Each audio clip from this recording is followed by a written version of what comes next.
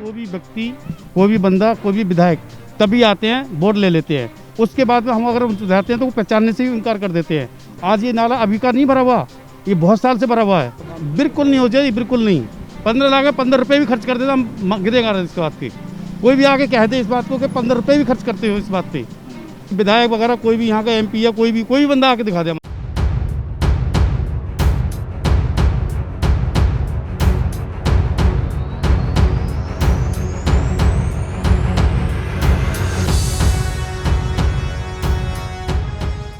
मैं यानी dowry Palam road पर स्थित दशरथपुरी नाला आज एक बार फिर आपके बीच उपस्थित हूँ अपनी दुख भरी दास्तान की अंतिम और फाइनल कड़ी लेकर।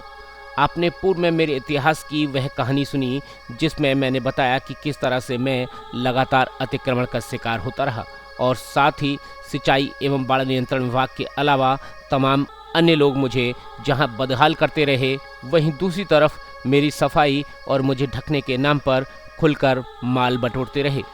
आज मैं बताऊंगा कि किस तरह से और किस किस ने मुझे कितनी बार लूटा और मेरा इस्तेमाल कर कितना माल बनाया।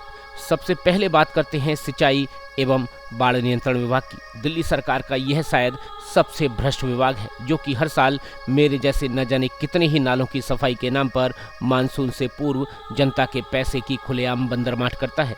स्वयं मैंने ही न सिर्फ इस भ्रष्टाचार को अपनी आंखों से देखा है बल्कि इसे सहा भी है।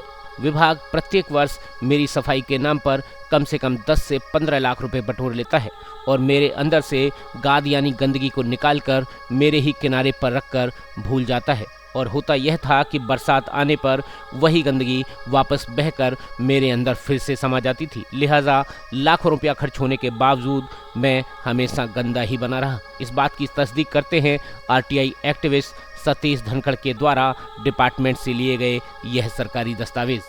अगर आप पिछले 4-5 सालों का रिकॉर्ड देखेंगे तो अमूमन 15-16 लाख रुपया पर ईयर सिर्फ सफाई के लिए यहाँ पे चले जाते हैं।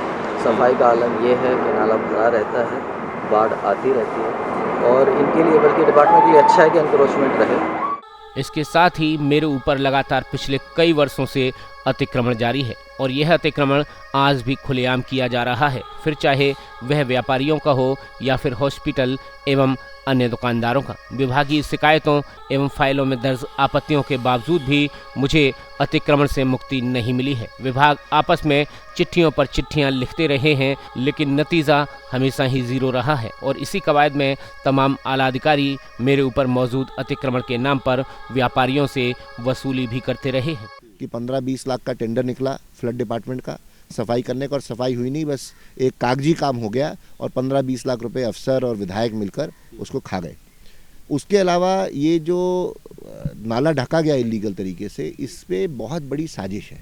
इसमें साजिश के मुझे समझ आया जब उस समय मैं तुड़वाने की कोशिश करी तो उस समय भी बड़ा दबाव उस समय की मौजूदा सरकार का, मैं उसी सरकार का विधायक था, उसके बावजूद भी बड़ा दबाव सांसद से, मुख्यमंत्री से, कई जगह से आया कि इस चीज़ को रहने दो। तो मैंने यही कहा कि क्यों रहने दो, इससे तो निवासियों की समस्या होगी। तब मुझे समझ आया कि इसमें आम आदमी पार्टी के बड़े नेताओं का भी रोल है, उनका प्रॉपर्टी वगैरह में इसमें हाथ है, हिस्सा है। और बात ये बाद में उजागर हुई कि आम आदमी पार्टी के राज्यसभा के MP हैं सुशील गुप्ता, उनकी खुद की वहाँ पे काफ़ी ज़मीन और काफ़ी प्रॉपर्टी है जो अवैध रूप से उन्होंने बना रखी है और उस पर अस्पताल बन रहे हैं, मॉल बन रहा है, सुपरमार्केट बन रहा है, उनके रिश्तेदारों के वहाँ पे दुकानें चल रही हैं और पूरी तरह से मैं समझता हूँ जो एक व्यापार, काला व्यापार, इस तरह का निवासियों को जान, उनके स्वास्थ्य को सवाल उठाते हुए ये कर रहे हैं उन्हीं के प्रशासन के आग के नीचे। और ये तभी हो सकता है अगर प्रशासन मिला हो। मेरे नाम पर हमेशा ही व्यापारी, अधिकारी, ठेकेदार के अलावा नेताओं ने भी अपनी जेबें खूब भरी हैं, लेकिन मैं हमेशा ही बदहाल रहा। बावजूद इसके कि राष्ट्रीय हरित प्राधिकरण ने नालों के ढकने पर कई साल पूर्व पूरी तरह से पाबंदी लगा दी थी, लेकिन मेरे ऊपर अतिक्रमण लगातार आज भी जारी है और कोई भी नेता या अधिकारी इस बारे में कुछ भी करता हुआ नजर नहीं आता। होता सिर्फ इतना है कि सरकारी फाइलों में एक पन्ना और बढ़ जाता है, लेकिन मेरी स्थिति जस की तस बनी रहती है। हाई कोर्ट के 3 ऑर्डर इसमें आ चुके हैं कि ये इंक्रोचमेंट इलीगल है। 5 SDMs के इसमें ऑर्डर्स हैं कि ये इंक्रोचमेंट इलीगल है। तो किसी भी सूरत में इंक्रोचमेंट तो अगर डिपार्टमेंट चाहे तो रह ही नहीं सकते। ये तो हमारी और आपकी क्या रिस्पॉन्सिबिलिटी है? रिस्पॉन्सिबिलिटी बनती है डिपार्टमेंट की।